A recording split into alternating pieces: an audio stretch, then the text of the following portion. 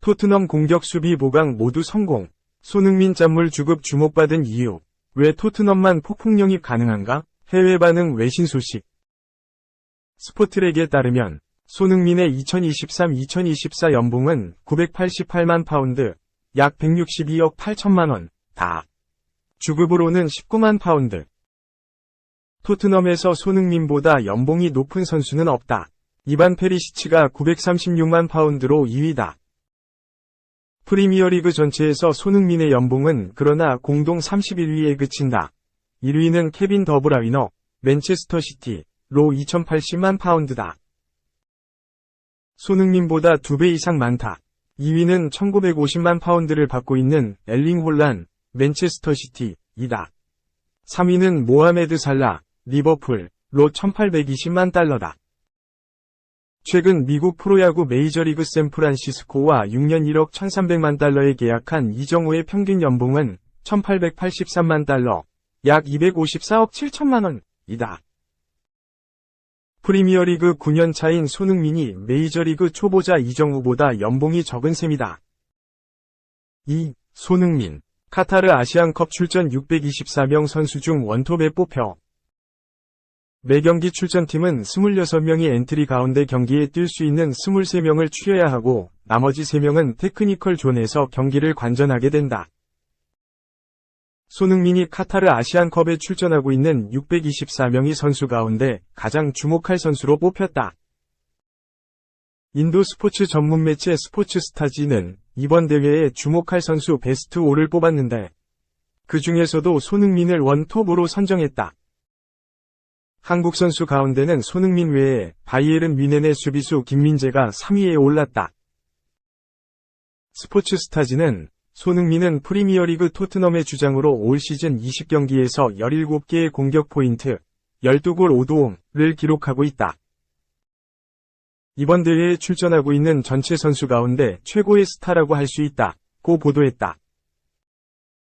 김민재는 분데스리그 최강팀 바이에른 뮌헨의 중앙 수비수로 2022-2023 시즌 세리에 A리그에 이어 2023-2024 시즌 분데스리그에서도 최고의 수비수로 인정을 받고 있다고 썼다.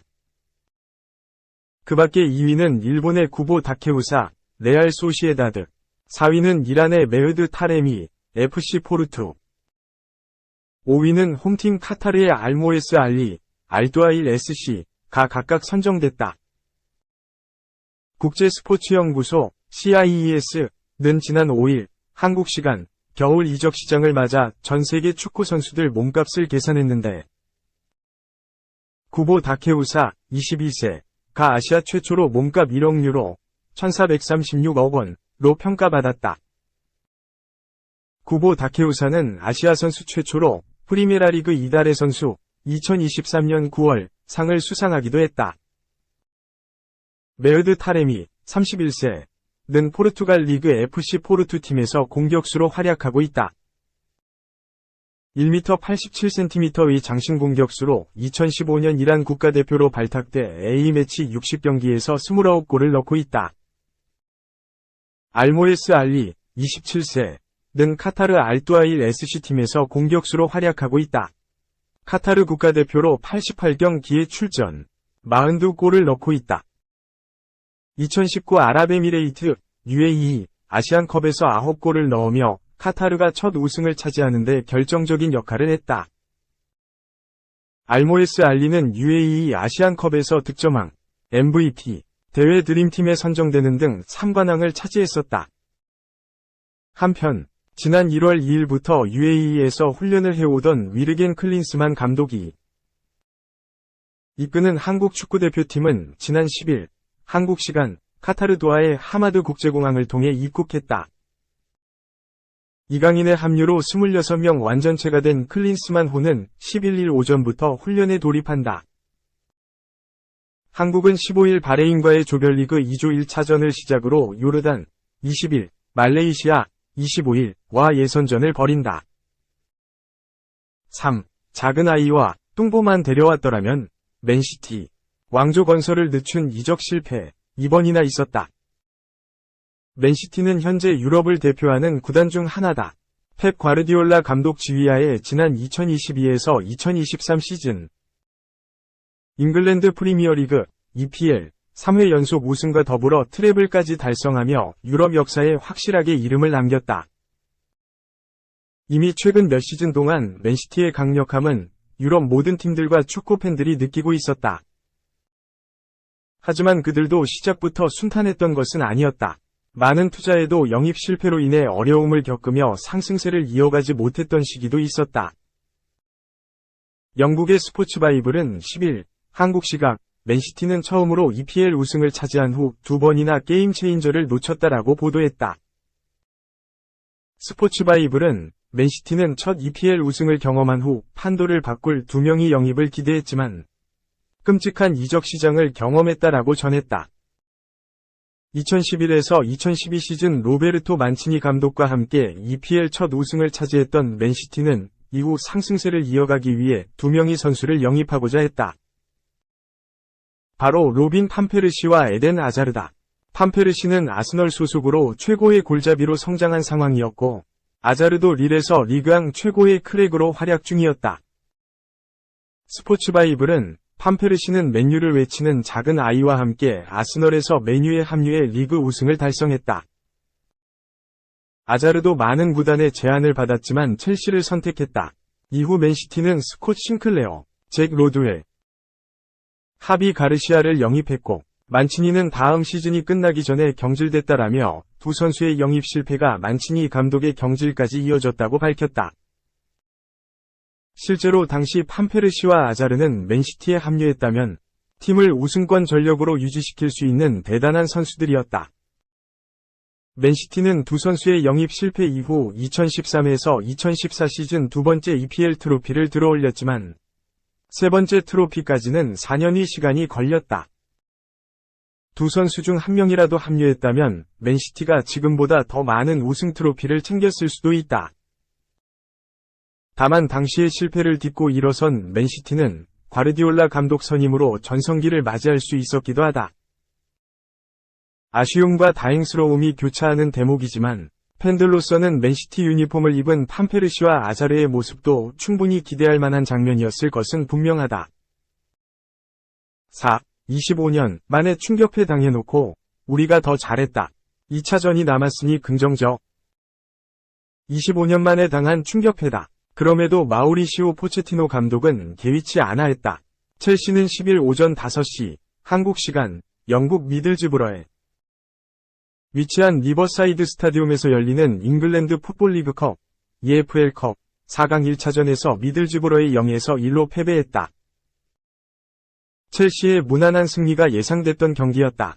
이번 시즌 다소 부진을 겪고 있지만 상대는 잉글랜드 챔피언십 2부 리그 소속인 미들즈브러였다. 현재 순위도 12위에 그쳐있는 데다 첼시가 최근에 3연승을 거두며 분위기를 회복했다. 최근 맞대결에서도 4경기 모두 첼시가 승리하면서 사실상 우세했다. 결과는 충격적인 패배였다. 전반 초반부터 첼시가 주도권을 가져가며 경기를 압도했다. 볼 점유율은 72%에 달했고 슈팅도 18차례나 시도했지만 전반 37분 미들즈브러의 헤이든 해크니가 선제골을 성공시키면서 먼저 앞서갔다. 후반전까지 첼시가 끊임없이 공격했지만 결국 미들즈브러의 0에서 1로 패배하고 말았다. 최종 결승전에 오를 팀은 24일 첼시 홈에서 열리는 2차전에서 결정된다. 전반적인 운도 따라주지 않던 경기였다. 이날 선발로 나섰던 콜 팔머는 골대 앞에서 두 번이 결정적인 찬스를 맞이했지만 슈팅이 모두 높게 뜨거나 빗나가면서 허무하게 기회를 날리고 말았다. 왼쪽 풀백을 소화한 리바이 코릴의 불안한 수비력도 여전히 아쉬움을 낳았다. 좀처럼 명예를 회복하지 못하고 있다. 지난 시즌에도 12위라는 아쉬운 순위로 마감했던 첼시는 리그 전반기가 지나도록 10위 이상의 순위권으로 올라오지 못하고 있다. 포체티노 감독 체제에서 크리스토퍼 은쿵쿠, 니콜라 잭슨, 모이세스 카이세도 등 공격적인 영입을 감행하며 반등을 목표했다. 그러나 끊임없이 부상자가 속출했고 20경기 동안 8승 4무 8패에 그치면서 10위에 머물러 있다. 이날 패배는 뼈아픈 기록을 만들었다. 영국 스카이 스포츠는 첼시가 90분 만에 리그컵에서 하위권 팀에 패배한 것은 1999년 10월 허더즈필드 타운전 이후 25년 만이다 라고 보도했다.